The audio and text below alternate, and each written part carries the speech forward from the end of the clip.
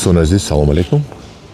قرار داریم در منطقه آزاد اقتصادی ولایت سوخت در یکی از کارخانه‌های بندوبست‌کنی خشک میوه زردآلو اینجا بوده است.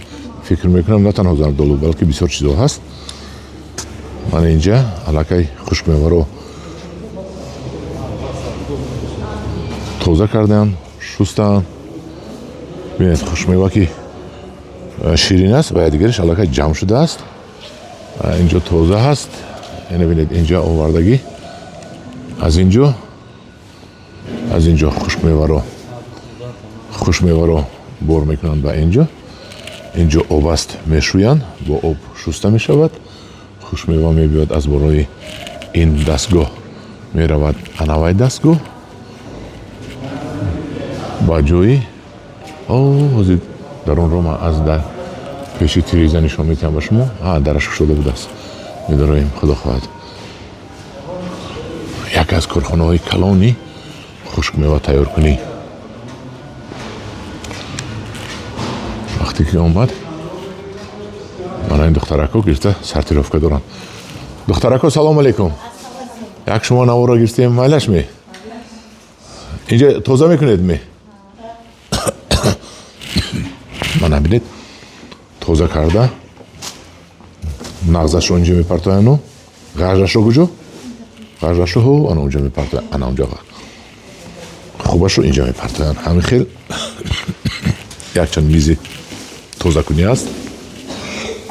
اینجا به آدم سلفش میبید چون که این خشکی ها با التون روگی خشک کردگی بعد میبید آخران اپمون برجامه میکنند. این چند کیلوگی به اپا جان برجاماتون؟ 10 کیلو. این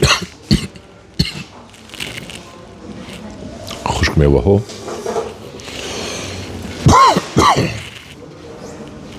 اکسپورت میشده است، صادرات میشده است به آذربایجان و به روسیه و به دیگر مملکت ها.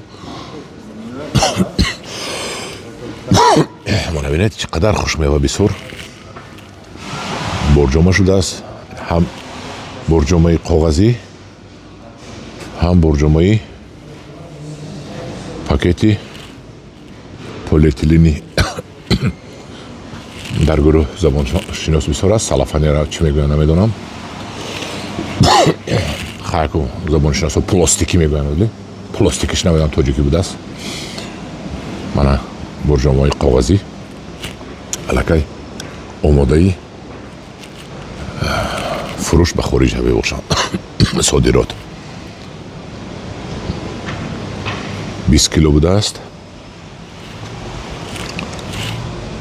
دانه الماس نامی کارخانه، دانه الماس یک از کارخانه های کلانی جمهوری آیدی همین شسته خوشتوی کرده تازه کرده و بندوبست کردنی خشک میوه. اینجا حوزه زردآلو هست، لیکن فکر میکنم در اینجا دلخواه چیزتون رو میتونید شسته از نو بندوبست کرده خشک کرده و فروش برارید. همداران عزیز این بود نوار از کارخانه میوه خشک کنی. این زردآلو خشک است.